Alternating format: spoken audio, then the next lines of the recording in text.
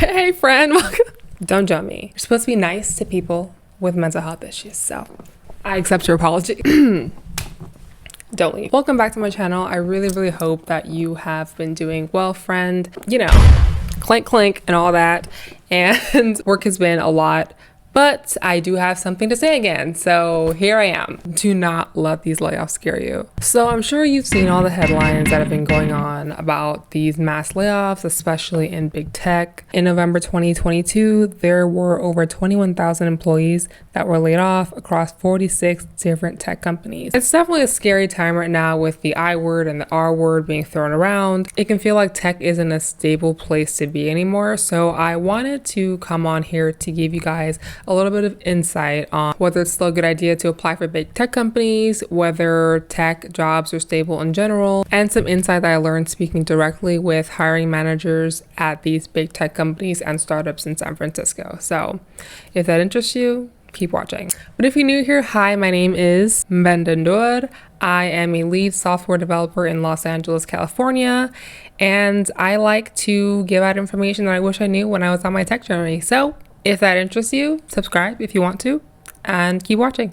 So when a company does a round of layoffs, they're usually trying to cut operating costs. And this is nothing new. I think of the 2008 R word and even the previous pandemic that we've had. But what makes this down so particularly yikes is that the tech industry is especially getting jumped. And here are some of the reasons that stand out, because it isn't just one specific reason. So this was confusing for me to understand at first because the news has been talking a lot about these rising interest rates. So let me try and break it down to you the best way that I can. So when the pandemic happened, the Fed stepped in and started printing a lot of money so that America doesn't become a footnote in history, which meant interest rates were really low, which also means that money is cheap. So now that borrowing money was so cheap, investors were able to take that money and throw it at tech companies. So tech was doing great at that time. A bunch of people were being hired, the stocks were through the roof, but now the Fed is raising the interest rates, which means that money is more expensive. So tech has been really suffering. And I hope I actually explained that correctly. I'm actually going to put more information below on videos that are more knowledgeable. Possibly to get people to lose their jobs. And it sounds cruel, but it's all in an effort to keep inflation, or I should say to get inflation under control. Because this is not a finance channel. So some other reasons are course correction after companies went on a huge hiring spree, or over-projected numbers because of the online retail boom. People were stuck at home, they weren't doing anything, they were spending money. An example of the course correction after companies went on a hiring spree is actually Meta, which laid off 11,000 employees. Bruh. Roughly 13% of its staff. Mark Zuckerberg takes the blame for miscalculating the financial boom during the COVID lockdowns as something permanent. Another example is companies are feeling the pinch from advertisers pulling back because of the high inflation rates. According to Time magazine, digital advertisers are cutting back on spending amid the highest inflation in 40 years, limiting how much consumers can purchase. Another interesting reason is that companies have been hit hard by privacy policies that have been stated. Meta is projected to lose $10 billion because iPhone users have the option to tell an app not to track us. So that goes to show you that our data is very valuable. Honorable mention, some companies are shifting their priorities to different large-scale projects. So I'm not liable for whatever, and this is not professional or financial advice, whatever. But in my humble opinion, yes. Like I said in the beginning, every industry has its ups and its downs, and there are going to be periods of big layoffs, but at the end of the day, tech isn't going anywhere. So if you're learning how to code, by the time you finish perfecting your craft, companies are more than likely to probably be hiring again. The average recession lasts 10 to 18 months, according to Forbes, which is the perfect length of time for you to learn how to code and prepare for your first tech job with hard work. Should you still apply for a MAANG position?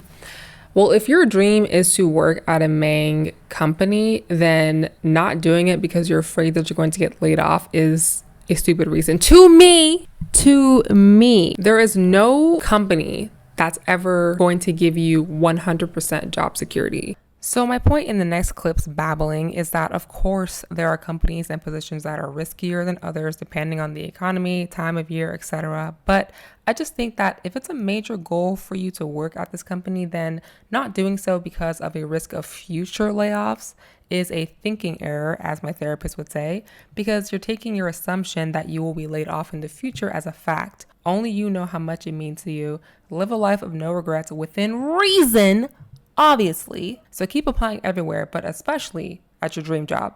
There's always a risk of layoffs no matter where you go. Big tech, small tech, realtor, biology, whatever. No job is 100% secure. Even entrepreneurship, you have a risk of your own company going under. But just to reiterate, if it's your dream and like your goal to work at one of these companies, I say go for it. If you get laid off, you'll get another job. Especially with that on your resume, you will not be unemployed for that long, allegedly.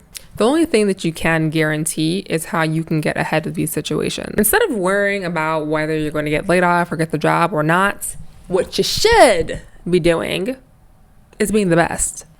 And I'm probably going to put this on a t-shirt. I know you guys are going to jump me because I say it all the time, but you need to be reminded.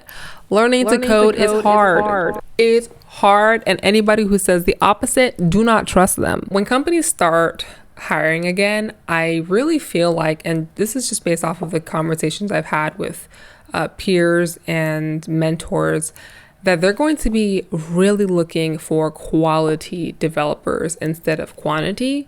So this is your perfect opportunity to really start getting deep in there in your knowledge and getting ahead of the curve and getting ahead of the people that you're applying against. Because yes, when tech is swimming in coin, of course they're going to be grabbing up as many developers as they can and just making it rain. But I don't think that, I have no idea. I can't predict the future. Yeah, I can't. Developers with less skills are probably going to have a harder time finding a job, and unfortunately are probably going to be the first to be let go when it comes to layoffs. So by developing your skills, you're more valuable to tech companies, which is more valuable for your bank account. So keep going. Now more than ever. If you're currently in a position and you feel like you're going to be laid off, then I would definitely make sure that my resume and LinkedIn were up to date. I mean, anyone should do this regardless, but it's nice to always feel prepared because that can calm anxiety, at least for me. I'm not saying quit, jump ship, goodbye, but it's always good to be prepared for a job interview if one comes up while you're looking for more stable employment.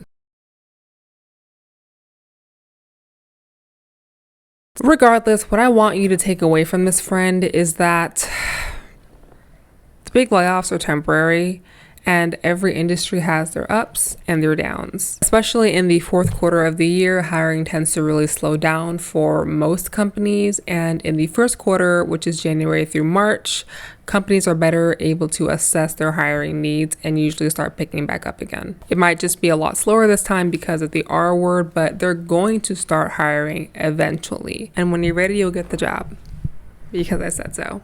Amanda has decreed that your hard work will reward you in the end. I will it. So don't worry, you'll be fine. In the next upcoming videos, I'm really going to be focused on how I can help calm your anxiety. So resume help, how to pass interviews, how I passed my MAANG interview, templates that I've created for you guys, roadmaps, things like that. So I haven't been doing nothing these past 7, 8 or whatever months. I've been creating a lot of stuff. I just haven't released them yet. So I'll be doing that. So hopefully I don't see you in another 7 months because I really want to give back to you. And I will see you soon, friends. Stop worrying. Bye.